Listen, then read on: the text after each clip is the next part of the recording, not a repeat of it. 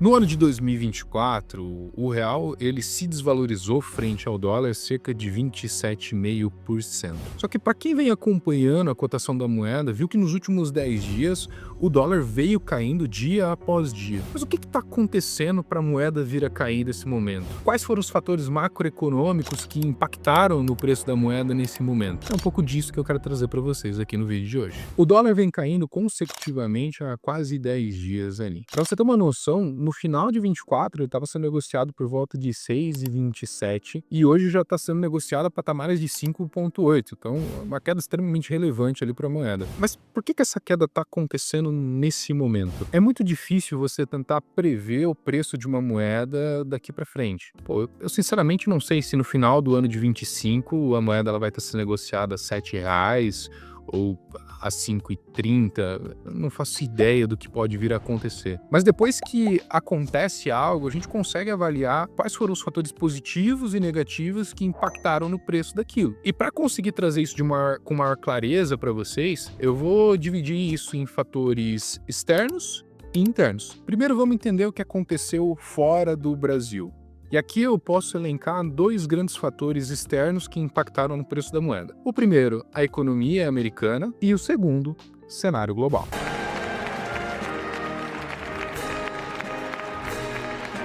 Em relação à economia americana, eu não sei se vocês se recordam ou chegaram a ver alguma matéria sobre, mas o Trump ele chegou com uma ideia de que ele de fato iria tarifar a China, imperar sanções a países parceiros, etc. Só que após a posse, o mercado começou a perceber que, de fato, ele está vindo com uma pegada muito mais branda em relação a essas tarifas e sanções. É engraçado porque antes do Trump assumir, eu peguei para ver algumas resenhas sobre os livros que ele tem. Ele tem um sobre negociação que a maioria do pessoal falou que é ruim pra caramba, mas assim, eu vi algumas resenhas para entender a forma qual ele pensa. E dentro desse livro, a ideia central é de que para conseguir alguma coisa, ele precisa esticar a corda para depois chegar naquilo que de fato ele queria. Um exemplo foi o último mandato dele em relação ao muro que ia dividir o México e os Estados Unidos. Ele nunca de fato quis colocar um muro ali entre o México e os Estados Unidos. Ele só queria conseguir sanções maiores em relação à imigração. E foi isso que ele acabou conseguindo. E agora, com o novo mandato dele, a gente pode ver que isso está se repetindo novamente. Ele está vindo com tons mais brandos. Isso é importante porque, de fato, alivia as tensões comerciais, fazendo com que o investidor, que antes estava até com um pouco de medo sobre isso, buscasse países emergentes novamente para estar alocando seu capital, trazendo mais dinheiro para o Brasil e diminuindo a pressão do dólar sobre a nossa moeda. Além do mais, o próprio Banco Central americano, o Federal Reserve, que está mantendo seus juros ali em patamares altos, já iniciou o processo de queda gradual. Isso reduz a atratividade dos investimentos em dólar e impulsiona a moeda dólar para países emergentes, valorizando ali, sendo bem atrativo para o nosso real brasileiro. Agora vamos falar o que está acontecendo dentro do Brasil. E aqui eu elenquei 3 fatores que me chamaram a atenção que podem sim ter impactado nessa queda do dólar dos últimos dias. O primeiro deles, eu acredito ser o mais importante, foi o anúncio do governo sobre um déficit primário menor do que o mercado tinha previsto. Isso é extremamente importante porque alivia o risco que o mercado via do descontrole fiscal do governo. Então eu posso elencar como um dos fatores mais relevantes que nós tivemos em relação a essa precificação da moeda. O segundo, e também muito importante, foi que após a reunião que nós tivemos ali da quarta-feira do Copom, o Banco Central, que após elevar a taxa de juros de 12,25 para 13,25, dentro da sua ata já praticamente contratou mais uma alta de 1%, chegando a 14,25 na próxima reunião. O presidente do Banco Central não pode dar um cavalo de pau num mar, revolto, de uma hora para outra.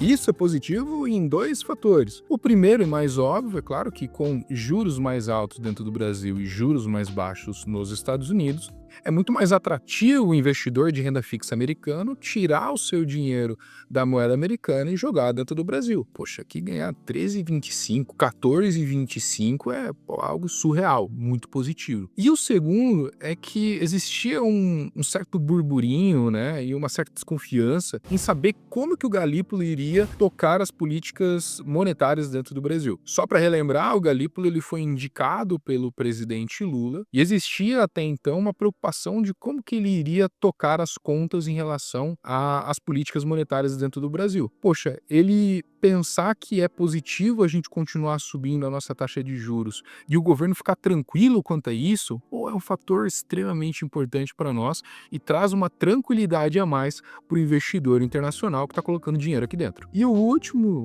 eu diria até o mais irônico de todos, é o fato do nosso recesso político estar acontecendo. Então, estão tendo menos discussões, menos incertezas e, no final das contas, menos volatilidade, que é algo extremamente positivo para o investidor internacional que está olhando o Brasil. Espero que depois do recesso as coisas voltem ao normal ainda e continuem no dólar nesse patamar. Mas beleza, Gustavão, entendi quais os fatores que podem ter impactado no preço da moeda, mas pô, e eu com isso? O que isso muda na minha vida? Tudo. Um dólar mais barato pode baratear produtos importados, como eletrônicos, elétricos de uma forma geral. As próprias commodities, que nós compramos commodities, tá? Poxa, trigo, que é uma commodity dolarizada, que faz ali a farinha, que porventura impacta no pão.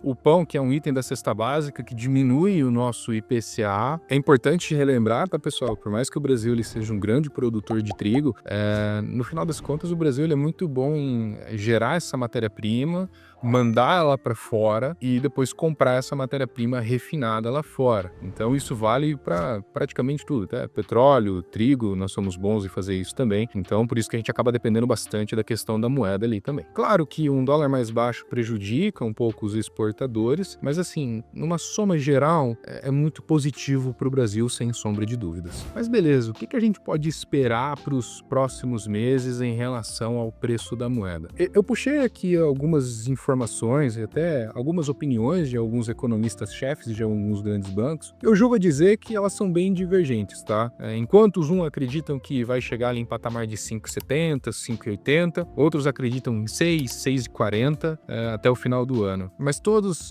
sempre enfatizam que vai depender muito ali do cenário global e das decisões do governo.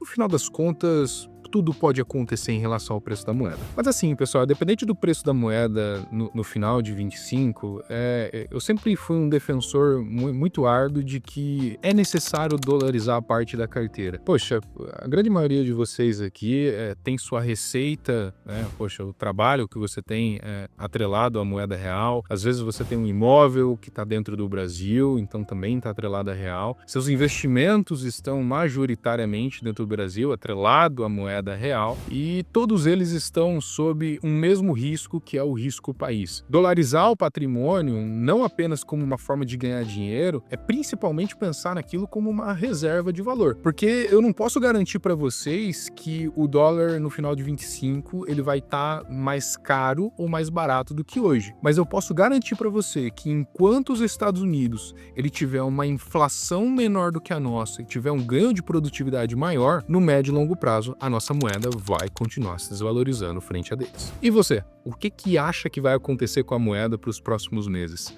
Deixa aqui nos comentários que eu vou ter o maior prazer de entender o seu ponto de vista e até mesmo debater se eu acredito ou não que isso possa vir a acontecer. Agora, se você quiser que eu sente contigo, veja a estrutura da carteira e te auxilie na dolarização desse patrimônio, eu vou deixar um link aqui na descrição, onde você coloca e faz um cadastro rápido ali sobre quem é você. E nesse cadastro, eu mesmo vou entrar em contato para a gente estar marcando um bate-papo e estar conversando um pouco mais sobre dolarização de patrimônio. Do mais, pessoal, seria isso. Agradeço a todos que permaneceram até aqui e fui!